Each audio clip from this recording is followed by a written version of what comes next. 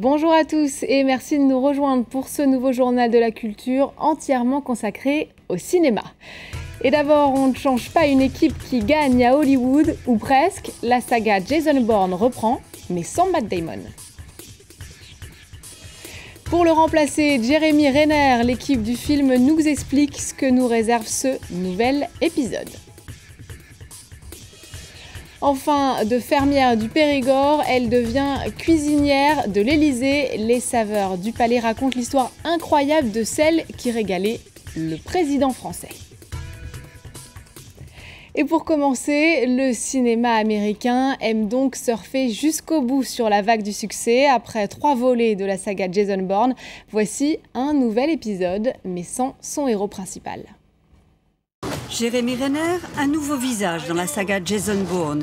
Matt Damon a refusé d'incarner une fois de plus le célèbre agent amnésique, une tuile pour le studio, désireux d'exploiter un filon en or.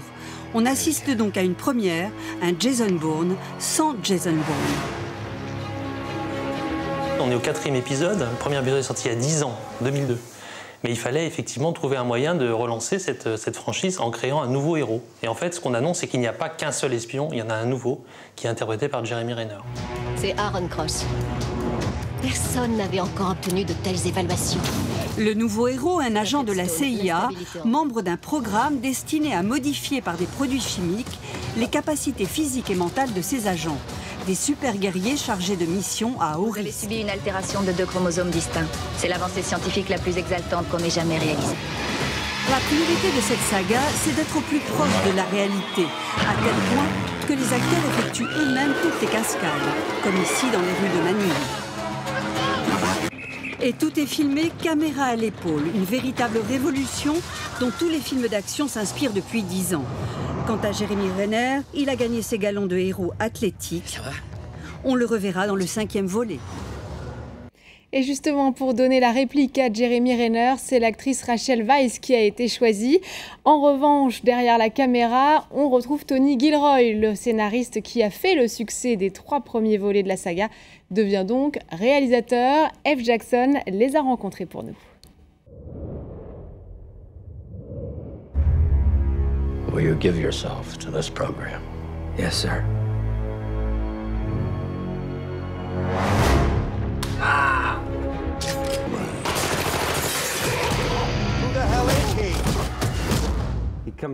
C'est un endroit différent, un programme différent. Ce programme appelé Outcome a donné naissance à Aaron Cross, comme Treadstone a donné naissance à Jason Bourne. Pour moi, la plus grande différence, c'est que Aaron Cross sait vraiment qui il est. Il sait dans quoi il s'est engagé, du moins pour l'essentiel. Il veut participer, il a cette volonté, ce désir de faire partie de ce programme. Contrairement à Jason Bourne, qui lui essayait de comprendre qui il était.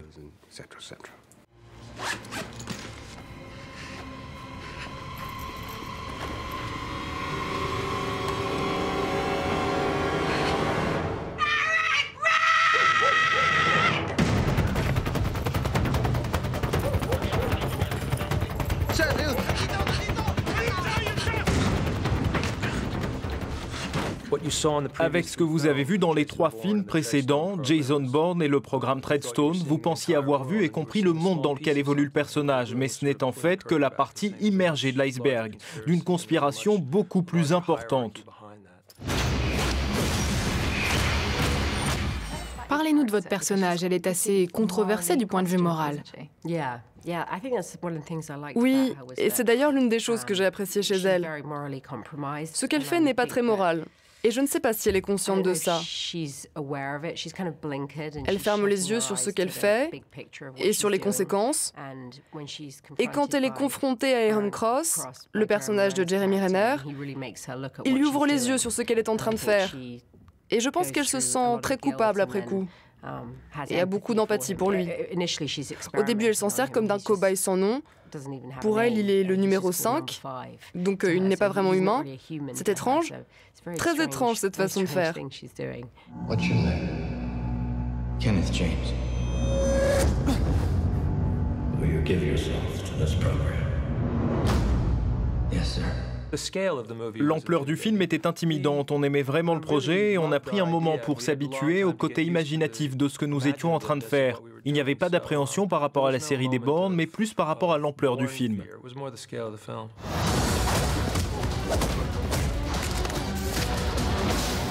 Vous vous êtes senti sous pression étant donné que c'était le 4e film de la série?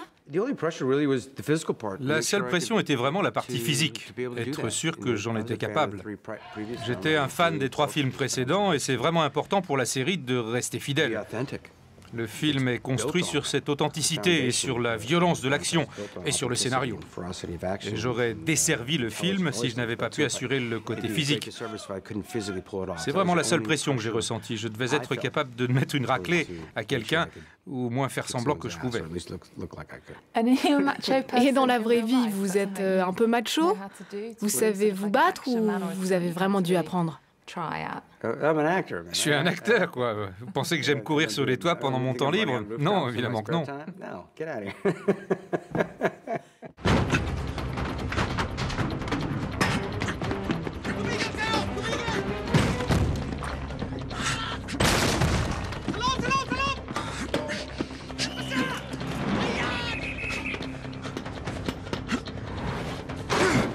Pourquoi avoir choisi Jérémy Renner?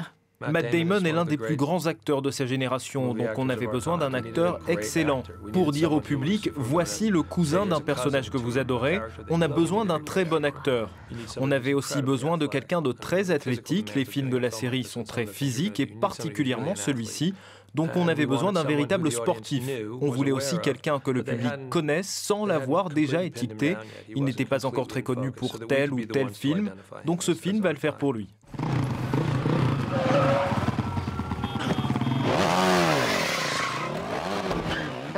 À un moment, vous êtes à l'arrière d'une moto avec Aaron Cross. Un moment seulement, plutôt 45 minutes, je dirais.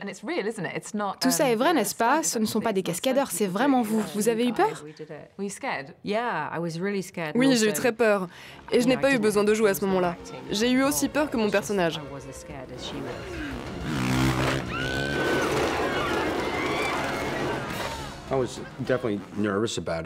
J'étais vraiment stressé parce que ce n'était pas juste moi qui étais en cause. J'étais responsable de la sécurité et de la vie de quelqu'un qui m'est cher.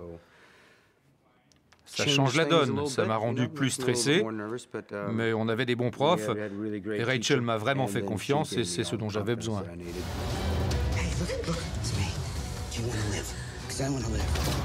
Votre personnage est une femme normale, non pas une héroïne de film d'action. Ça vous aurait plu d'être plus dans l'action?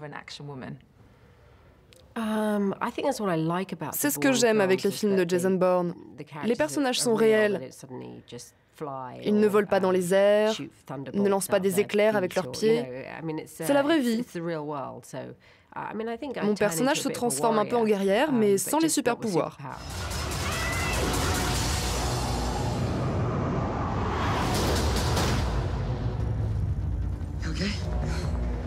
Vous avez fait toutes les cascades et sans jamais vous faire mal? Aussi tous les jours. Je me blessais et il y avait beaucoup de gens pour me remettre sur pied. On a utilisé beaucoup d'arnica. Je ne sais pas trop quel effet ça fait d'ailleurs. Bref, j'en mettais sur tout le corps et je prenais aussi des bains de sels minéraux.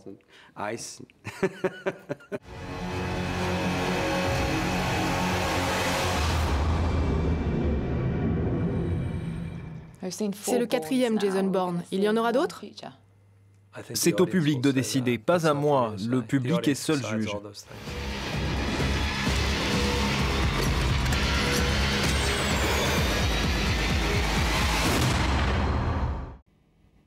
Et puis côté cinéma français, voici de quoi nous mettre en appétit les saveurs du palais de Christian Vincent. Une plongée dans les cuisines de l'Élysée avec Catherine Fro dans le rôle titre.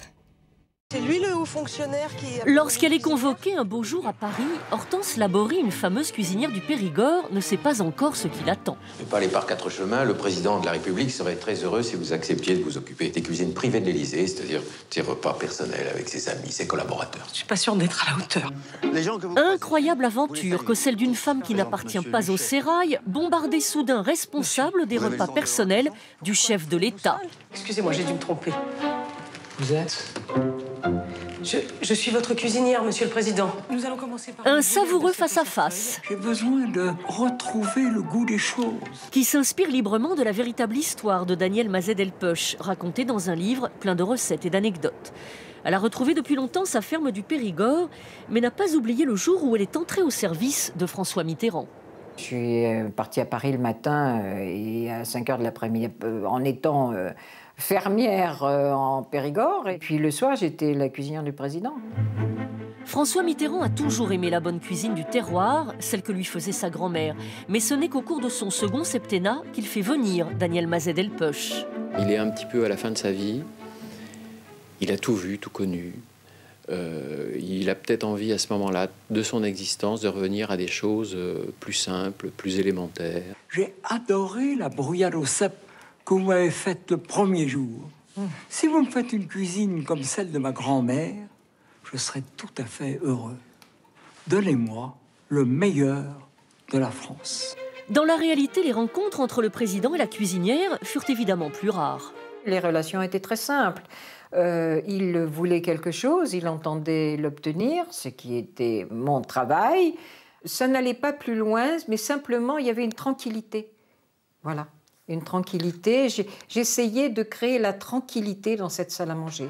Le film est tout à la fois une comédie sur les coulisses du pouvoir, le portrait d'une femme exceptionnelle et un vibrant hommage à la cuisine.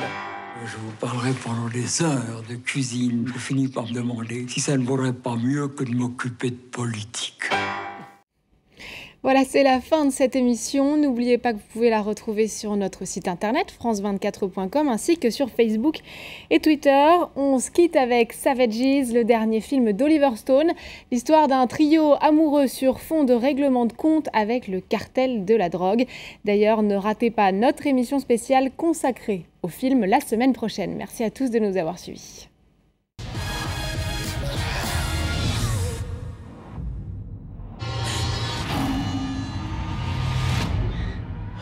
God. 7 of my men dead? I told you they'd come for me. Stop. Let people think you're weak. Sooner or later, you're gonna have to kill them.